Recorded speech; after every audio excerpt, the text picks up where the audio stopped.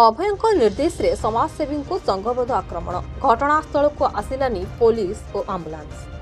ଟାଙ୍ଗୀ ଚୌଦାର ବ୍ଲକର ବରହମପୁର ପଞ୍ଚାୟତ ସ୍ଥିତ କାଞ୍ଜିଆଠାରେ ଆୟୋଜିତ ଏକ କ୍ରିକେଟ ଟୁର୍ଣ୍ଣାମେଣ୍ଟର ଅତିଥି ଭାବେ ଯୋଗ ଦେଇଥିବା ଅନନ୍ତପୁର ଗ୍ରାମର ଶ୍ରୀ ପିଙ୍କନ ସାହୁ ଓ ତାଙ୍କ ସହଯୋଗୀମାନେ ଫେରିବା ସମୟରେ ପଦା ଗାଁଠାରେ ଏମାନଙ୍କ ଗାଡ଼ିକୁ ଅଟକାଇ କାହିଁକି ଅଭୟ ବାରିକ ନାମରେ ସୋସିଆଲ ମିଡିଆରେ ଅପପ୍ରଚାର କରୁଛନ୍ତି ବୋଲି କହି ବନ୍ଧୁକ ଦେଖାଇ କାର ଭିତରୁ टाणी आनी तले पकाई संघबद्ध भाव मरणांतक आक्रमण करथिले।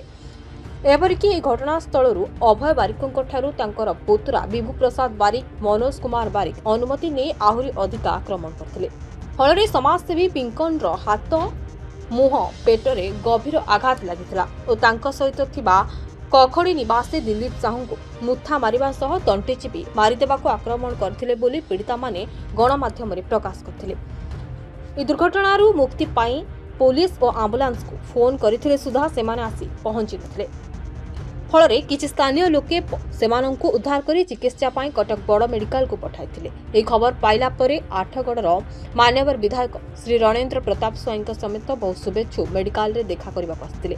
या परे विलंबित राति रे चौदार थाना रे एक लिखित अभियोग करा जायतिला। एपर्यंत पुलिस कोनोसी पदक्षेप नै नांती। दिलीप कुमार नायक काली आम ग्रुप तरफ आम जो पिला अच्छा कांजिया गोटे क्रिकेट टूर्णामेंट होता भाई से टूर्णामेंट रे मुख्य अतिथि थे से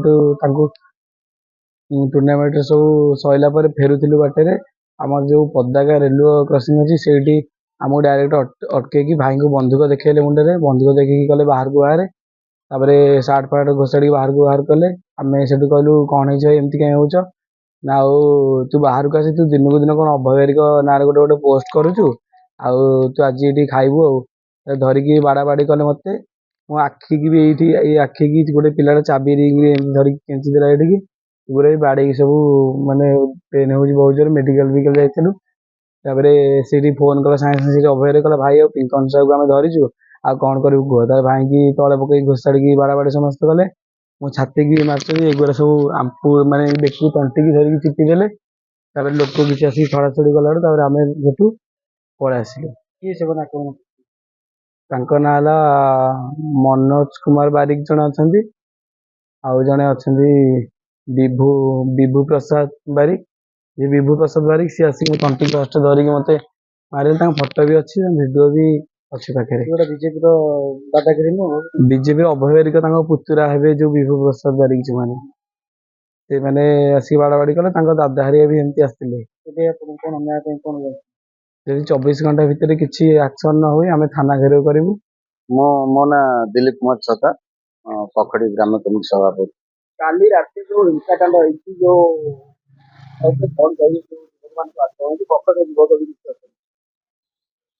देखो मु काली सोशल मीडिया रू रात जानवा पार्ली जे मोर जे जने सोशल वर्कर पिंकन साहू आउ दिलीप नायक दिलू से मो गाँव गोटे उत्साही युवक एमाने जे केवल कौन खेलकूद भाग नौ ना कि सहयोग करना विभिन्न सामाजिक संगठन सहित जोड़ी होती लोक सुख दुख छेड़ा होती तो एभली जड़े सामाजिक कर्मी की एभली अमानुषिक भाव मरणांतक आक्रमण करने बड़ दुखर विषय मुझे दृढ़ निंदा करुच्ची।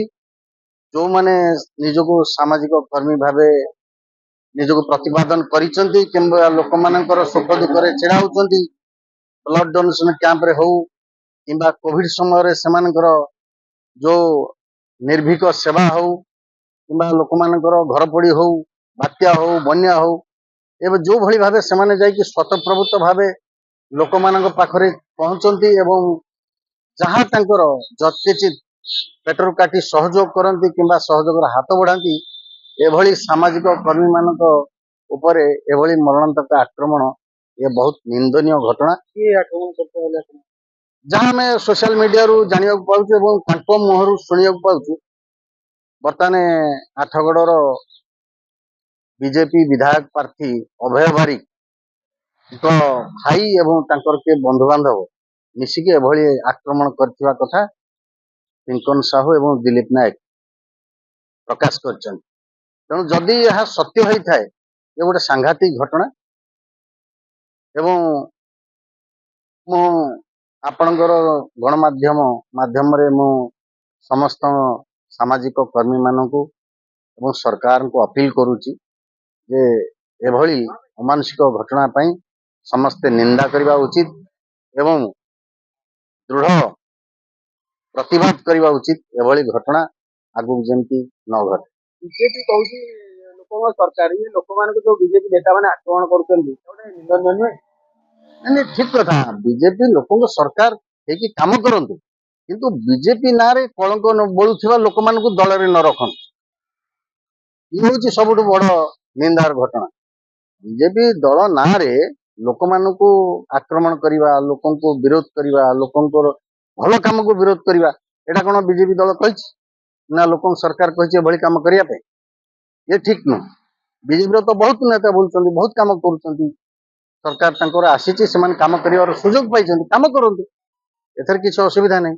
ଏଇଟା ହଉଛି ଲୋକ ଖୋଲା ଦାଦାଗିରି। ଇଏ ହଉଛି ସମ୍ପୂର୍ଣ୍ଣ ଖୋଲମଖୋଲା ଦାଦାଗିରି ଏବଂ ଏଇଟା ହଉଛି ତାଙ୍କର ନିଜସ୍ୱ କାର୍ଯ୍ୟକ୍ରମ। ଏକୁ କୌଣସି ସରକାରୀ ସ୍ତରରେ ସହଯୋଗ କରାଯିବା ଉଚିତ ନୁହେଁ। ପିଙ୍କନ ସାହୁ ଅଲୱେଜ ୱେଲ ପ୍ରଦେଶ ପରିଚାଳକ ଯୁବ ସଂଗଠନ ଆଠଗଡ଼। କାଲି ଆମେ ବ୍ରହ୍ମପୁର ପଞ୍ଚାୟତ ଯୋଉ ଅଛି ତାର କାଞ୍ଜିଆ ଗାଁରେ ଗୋଟେ କ୍ରିକେଟ ଟୁର୍ଣ୍ଣାମେଣ୍ଟ ଥିଲା। ମତେ ଫାଇନାଲ ମ୍ୟାଚରେ ଏଷ୍ଟ ଭାବେ ଡାକିଥିଲେ। ସେଠି ପଦା ଗାଁ ମଧ୍ୟ ଫାଇନାଲକୁ ଯାଇଥିଲା। ସେଠି ମୁଁ ଫାଇନାଲ ମ୍ୟାଚ ଛାଡ଼ିକି ଯେତେବେଳେ ବ୍ୟାକ୍ କଲି, ପଦା ଗାଁର କିଛି ପିଲା ସେଠୁ ଆଗୁଆ ଆସିକି ପଦା ଗାଁ ଛକ ଯୋଉ ରେବୁଲ କ୍ରସିଂ ପାଖରେ ସେମାନେ ଗୋଟେ ପ୍ଲାନିଂ ଭାବରେ ଗୋଟେ କହିବାକୁ ଗଲେ ସେ ଗୋଟେ ଏକାଠି ହେଇକିନା ସେଠି ଥିଲେ। ଅନସଟନ ଗାଡ଼ି ଆଗକୁ ପଳେଇ ଆସିଲେ, ଆମ ଡ୍ରାଇଭର ଗାଡ଼ି ରଖିଲା, ସାଙ୍ଗେ ସାଙ୍ଗେ ବନ୍ଧୁକ ଲଗେଇକି ଏ ଗାଡ଼ିରୁ ଓହ୍ଲା, ବହୁତ ଗାଡ଼ି ଗୁଲ ସୋଦାସୁଦି କରିକି ଗାଡ଼ିରୁ ଓହ୍ଲା, ଏ କର ସେ କର। ସେଥିରେ ପୁଣି ନାଁ ବି ନଉଥିଲେ ଯେ ତୁ ଅଭୟବାରିକ ଏଗନେଷ୍ଟରେ ଲେଖୁଛୁ, ଅଭୟବାରିକ ନାଁରେ କାହିଁ କହୁଛୁ, ତୁ ବହୁତ ହଉଛୁ, ତୁ ଜବର ଇଏ କଲୁନି, ଏମିତି ବହୁତ ଗୁଡ଼ାଏ ଗାଳି ଗୁଲଜ ମତେ କଲେ। ତାପରେ ଆମ ପିଲାମାନଙ୍କୁ ସାଙ୍ଗେ ସାଙ୍ଗେ ବିଧିବଦ୍ଧ ଭାବରେ ଆକ୍ରମଣ କଲେ। ବହୁତ ଗୁଡ଼ାଏ ସେ ଯୋଉ ଲୁହା ଝଡ଼ଫଡ଼ ସେ ଯୋଉ ରୋଷେଇ ଫୋଷେଇ କରୁଛନ୍ତି ସେଠୁ ଆଣିକି ମରାମରି କଲେ ଆମ ପିଲାମାନଙ୍କୁ। ଯେତେବେଳେ ମାରାମାରି କଲେ, ମୁଁ କହିଲି କାହିଁ ମାରୁଛ, କଣ ପାଇଁ, କଣ ହେଇଛି, କଣ ତମର, ମୁଁ କଣ ଅସୁବିଧା କରିଛି? ନା ତୁ ସବୁ ଜିନିଷ ଇଏ କରୁଛୁ, ତୁ ଆମର କ୍ଷତି କରୁଛୁ, ତୋ ପାଇଁ ସବୁ ଜିନିଷ ଘଟୁଛି। এটা ବହୁତ ଗାଳି ଗୁଲଜ, ଖରାପ ଭାଷାରେ ଗାଳି ଗୁଲଜ କଲେ। ତାପରେ ଆମ ପିଲାମାନେ ସେଠୁ ଯେତେବେଳେ ବାଡ଼େଇଲେ, ଆମ ପିଲାମାନଙ୍କୁ ମୁଁ ଅଟକେଇବାକୁ ଚେଷ୍ଟା କଲି। ଫାଷ୍ଟ ଯାହା ପିଲାମାନଙ୍କୁ ମାରନି, ଯାହା ହେଇଛି କଣ କରୁଛି, ତମେ କଣ କହୁଛ, ତାର ଗୋଟେ ସମାଧାନ ହବ କି କଣ ହେଇଛି ଯଦି ତମେ ଭାବୁଛ ତାହେଲେ ଆମେ ଆମ ପିଲାମାନଙ୍କୁ ଛାଡ଼ିଦିଅ। ସେଠୁ ପିଲାମାନଙ୍କୁ ଛାଡ଼ିଦିଅ କହିବି ଯେତେବେଳେ ସେଠୁ ମତେ ପୁରା ବାଡ଼ାବାଡ଼ି କରିକି ତଳେ ପକେଇକି ସେ ଯୋଉ ତାଙ୍କର ସେ ସେଠି ସେ ପୁଣି ଫୋନ ବି କରିଛି ମୋ ସାମ୍ନାରେ। ସେ କାହାକୁ ଗୋଟେ ଭାଇ ବୋଲିକା ଫୋନ କଲା, ଭାଇ ପିଙ୍କନ ସାହୁକୁ ଆମେ ଅଟକେଇ ଦେଇଛୁ, ତମେ ଯାହା କହିବ ସେଇଆ କରିବୁ। ତା ଭାଇ ବୋଧେ ସେଇ ବୋଧେ ଅଭୟ ବାରିକି ଯିଏ ତାକୁ କହିଲା ପିଙ୍କନ ସାହୁକୁ ବାଡ଼ା, ତା ପିଲାଙ୍କୁ ବାଡ଼ା। ସେଥିପାଇଁ ବୋଧେ ବିଧିବଦ୍ଧ ଭାବରେ ଆମକୁ ବାଡ଼େଇଛନ୍ତି, ବହୁତ ଗୁଡ଼େ ବାଡ଼େଇଛନ୍ତି। ମୁଁ କାଲି ଏସ୍ସି ମେଡିକାଲରେ ମୁଁ ଆଡମିସନ ନେଇଥିଲି, ସବୁ ମେଡିକାଲ ରିପୋର୍ଟ ହେଇଛି। ରାତି 2ଟାରେ, 1:30 2ଟା ପରେ ଆସିଲା ପରେ ଥାନାରେ ଏତଲା ମଧ୍ୟ ଦେଇଛି। ଯେଉଁମାନଙ୍କ ବୋଧ ସେମାନଙ୍କ ନାଁ ପରିଚୟ ଭଲରେ ମୁଁ ଜାଣିନଥିଲି। ଫଟୋ ଯୋଉ ଭିଡ଼ିଓ ଆମ ପାଖରେ ଅଛି, ସେ ଫଟୋ ଭିଡ଼ିଓ ମାଧ୍ୟମରେ କିଛି ନାଁ ଆମେ ଜାଣିବାକୁ ପାଇଲୁ, ସେମାନଙ୍କ ନାଁ ରେଫାର ହେଇଛି। ଦେଖାଯାଉ ଯେ ସରକାରୀ ଦଳର ଜଣେ ବିଧାୟକ ପ୍ରାର୍ଥୀ ଆଉ ସରକାର ତାଙ୍କର ଅଛନ୍ତି, ସରକାର ତାଙ୍କ ଉପରେ ଆକ୍ସନ ନେବେ କି ନାହିଁ ସେଟା ଆମ ମନରେ ଗୋଟେ ବହୁତ ସନ୍ଦେହଜନକ କଥା।